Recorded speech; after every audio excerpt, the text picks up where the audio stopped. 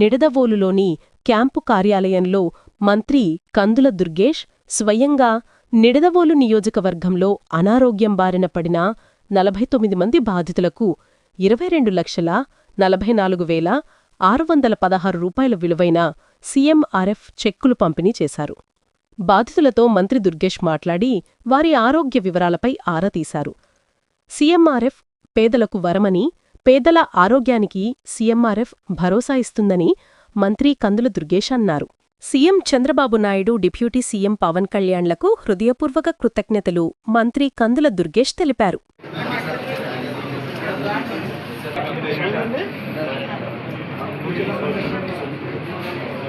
Okay, ఇలా చూడమ్మా.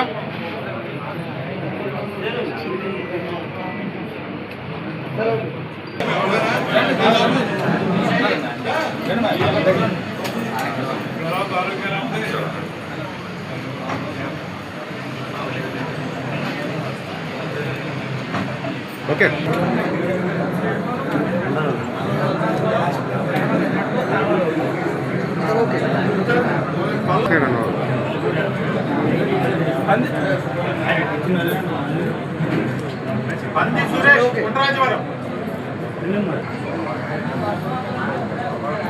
Okay sir. Thota Lakshmi Chivatam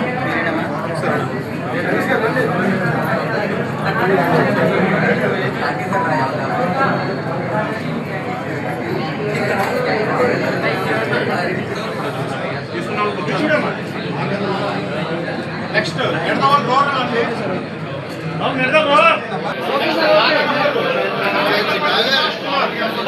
కొద్దిగా వెనక్కోండి గురిగారు, స్వామి అలా ఉంటే ఎవరికి సార్.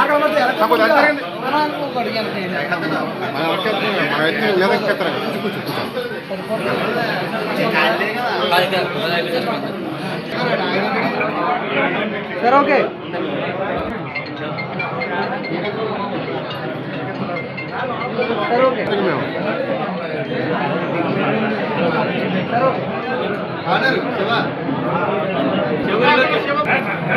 కనిపించాలి ఇచ్చోళ్ళు ఎవరు? నెక్స్ట్ ఎడతవాలండి, మన్నమండి.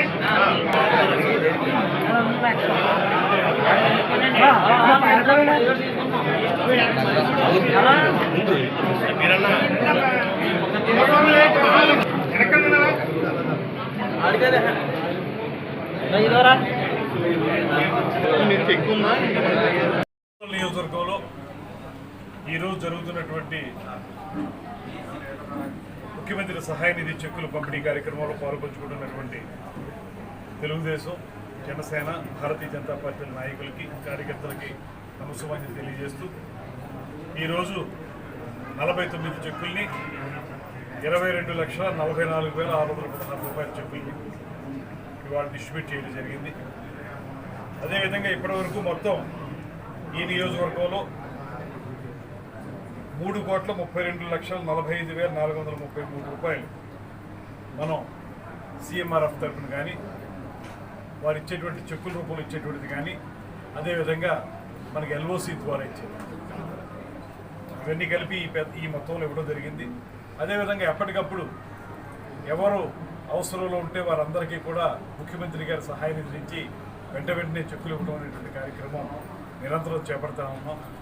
ఈ కార్యక్రమం ఇంత సజావుగా జరగడానికి ముఖ్యమంత్రి చంద్రబాబు నాయుడు గారు తీసుకున్నటువంటి ప్రత్యేకమైన శ్రద్ధ, వారికి మనందరి తరఫున కూడా ప్రత్యేకమైన ధన్యవాదాలు తెలియజేస్తూ, అదేవిధంగా ఉప ముఖ్యమంత్రి పవన్ కళ్యాణ్ గారు, పైన ఉన్నటువంటి నరేంద్ర మోడీ గారు ఇచ్చేటువంటి సహకారం వల్ల ఇవాళ రాష్ట్రంలో కూటమి ప్రభుత్వం డబుల్ ఇంజిన్ సర్కార్గా ముందుకు వెళ్తున్నటువంటి సందర్భాన్ని దృష్టిలో పెట్టుకుని మీరందరూ గమనిస్తే రాష్ట్ర ఆర్థిక పరిస్థితి బాగుండకపోయినప్పటికీ కూడా, గత ప్రభుత్వం ఖజానాన్ని చిల్లుపడి చేసి వెళ్ళినప్పటికీ కూడా,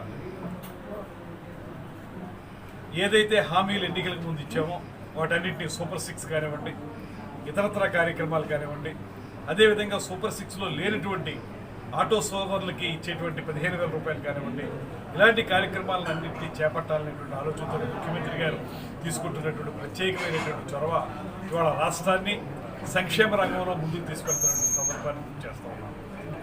పెన్షన్లు ఎలా ప్రతి నెల క్రమం తప్పకుండా ఇస్తున్నామో అదేవిధంగా దీపం పథకం కానివ్వండి, అన్నదాత సుఖీభవ కార్యక్రమం కానివ్వండి, ఈ మధ్యకాలంలో సూపర్ హిట్ అయినటువంటి స్త్రీ శక్తి పథకం.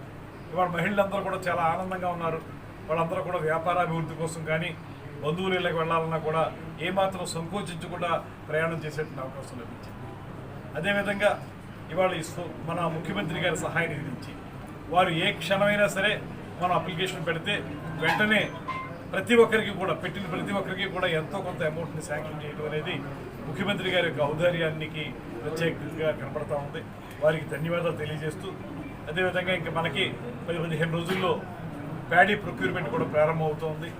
ప్యాడీ ప్రొక్యూర్మెంట్ కూడా అవసరమైనటువంటి అన్ని రకాల ప్రత్యేకమైనటువంటి శ్రద్ధని కూడా మా పౌర సరఫరాల శాఖ మంత్రులు నాదెండ్ల మనోహర్ గారు తీసుకోవడం జరిగింది. మన జిల్లాలో కూడా మొత్తం దిగుబడి 5,29,000 మెట్రిక్ టన్నులు ఉంటే అందులో రమారమి ఇప్పటికీ 4 లక్షల మెట్రిక్ టన్నుల్ని సేకరించాలనేటువంటి అంచనాని లక్ష్యాన్ని పెట్టుకోవడం జరిగింది. తప్పనిసరిగా తీసుకుంటాం. అదేవిధంగా రాష్ట్రం మొత్తం మీద కూడా గతం కంటే ఎక్కువగా ఇవాళ 50 లక్షల మెట్రిక్ టన్నుల ధాన్యాన్ని సేకరించాలని ఆలోచన చేయడం. దాంతోపాటు మిల్లర్లతో మాట్లాడి వారికి ప్రతి గోని సంచికి కూడా 4 రూపాయల చిల్లర చెల్లిస్తున్నాం రాష్ట్ర ప్రభుత్వం తరఫున. దానికి సంబంధించి గోని సంచులు కూడా ఎక్కడ చిల్లులు లేకుండా క్వాలిటీ గోని సంచులు ఇచ్చే విధంగా చేయడం. దాంతోపాటు మరో ముఖ్యమైనటువంటిది ఒక విప్లవాత్మకమైనటువంటి కార్యక్రమం చేపట్టబోయేది. డొక్కా సీతమ్మ గారి పేరుతో ఏర్పాటు చేసినటువంటి మధ్యాహ్న భోజన పథకం విషయంలో ఇప్పటి వరకు బతుక బియ్యం ఇవ్వడం జరిగింది. ఈసారి ప్రభుత్వం తీసుకున్న నిర్ణయం ఏంటంటే అక్కడ మధ్యాహ్న భోజన పథకంలో పిల్లలందరికీ కూడా సన్న బియ్యంతో భోజనం పెట్టాలనే నిర్ణయం కూడా ప్రభుత్వం తీసుకోవడం జరిగింది. దానికి ప్రత్యేకంగా కొంత మేము సేకరిస్తున్నాం ధాన్యాన్ని కూడా. ఆ రోజున డొక్కా సీతమ్మ గారి పేరు పెట్టాలనేటువంటి మాట పవన్ కళ్యాణ్ గారు చెప్పిన వెంటనే ముఖ్యమంత్రి గారు ఆమోదించి దాన్ని ఆ పేరుతోటి మధ్యాహ్న భోజన పథకాన్ని నడిపిస్తున్నారు. అదేవిధంగా ఇవాళ మద్దతు ధర కూడా రైతుకి ఇచ్చేటువంటి మద్దతు ధరను కూడా 69 రూపాయల మద్దతు ధరను పెంచడం జరిగింది. ఈ ప్రకారం చూసుకుంటే ఈ ప్రభుత్వం ఆర్థిక సంక్షోభం ఉన్నప్పటికీ కూడా సంక్షేమ కార్యక్రమాలను చేపట్టాలనేటువంటి ఆలోచన చేయడం అనేటువంటిది ఒక పక్కన, మరో పక్కన అభివృద్ధికి సంబంధించి మీరందరూ చూశారు. అమెరికా వెలుపల ఏకైక గూగుల్ సెంటర్ ఏర్పాటు చేస్తున్నటువంటి రాష్ట్రం మన ఆంధ్రప్రదేశ్ రాష్ట్రం అనేటువంటి మాటని మనం గుర్తు చేసుకోవాలి. దీనికి సంబంధించి ముఖ్యమంత్రి గారు కానీ ఉప ముఖ్యమంత్రి గారు కానీ ప్రత్యేకించి మన లోకేష్ గారు కానీ తీసుకున్నటువంటి శ్రద్ధ ఇవాళ గూగుల్ సెంటర్ని మనం వైజాగ్లో ప్రారంభించుకుంటున్నాం. రమారమి 12 దేశాలకి అనుసంధానం చేయబడుతుంది ఈ గూగుల్ సెంటర్. దీన్ని డేటా సెంటర్. దీని ద్వారా రాబోయే రోజుల్లో దానికి అనుబంధంగా వచ్చేటువంటి డేటా సెంటర్ వల్ల కానీ లేకపోతే ఇతరత్ర ఐటీ ఇండస్ట్రీస్ వల్ల కానీ అనేక మందికి ఉద్యోగాలు వచ్చేదానికి అవకాశం కూడా ఉంది. అలా చూసుకుంటే ఒక పక్కన అభివృద్ధిని, మరో పక్కన సంక్షేమాన్ని రెండింటినీ కూడా సమపాళలో రంగరించి ముందుకు తీసుకెళ్తున్నటువంటి ముఖ్యమంత్రి గారికి మనందరి తరఫున ప్రత్యేకమైన ధన్యవాదాలు తెలియజేస్తూ మరో ముఖ్య విషయం, నిడదవోలు నియోజకవర్గం వచ్చేటప్పటికి ఇక్కడ తారతమ్య భేదాలు లేవు. పూర్తి స్థాయిలో కూటమి అంతా ఒకే తాటి మీద నిలబడి ఉంది. కూటమి తరఫున చేసే ప్రతి కార్యక్రమం కూడా ఎక్కడైనా సరే ఏ పదవి ఇవ్వాలన్నా, ఏ నామినేటెడ్ పదవి ఇవ్వాలన్నా, ఏం జరగాలన్నా అక్కడ ఉన్నటువంటి ప్రతి మండలంలో ఉన్నటువంటి మండలాధ్యక్షులు 3 పార్టీలు మండలాధ్యక్షులు కూర్చోమని వారందరూ మాట్లాడుకుని వారందరూ ఒక కాగితం మాకు ఇస్తే దాని మీద మేము పూర్తి స్థాయిలో ఆలోచించి అన్ని పార్టీలకు ఉపయోగపడే విధంగా ఇవ్వడం జరుగుతూ ఉంది. అందువల్ల దీన్ని కొన్ని ఛానల్స్, నేను అది ప్రత్యేకంగా చెప్పక్కర్లేదు కానీ ఛానల్స్ వక్రీకరించడం అనేటువంటిది మాత్రం కరెక్ట్ కాదు. కూటమిలో విభేదాలు సృష్టించే విధంగా కొన్ని ఛానల్స్ ప్రయత్నం చేస్తూ ఉంటే దాన్ని మాత్రం సహించే పరిస్థితి ఉండదు. ఖచ్చితంగా కూటమి కలిసే ఉంటుంది, కలిసే ఉండి మీకు బుద్ధి చెప్పేటువంటి పరిస్థితి కూడా ఉంటుంది అనేటువంటి మాటను కూడా ఈ సందర్భంగా తెలియజేసుకుంటూ సెలవు తీసుకుంటాం.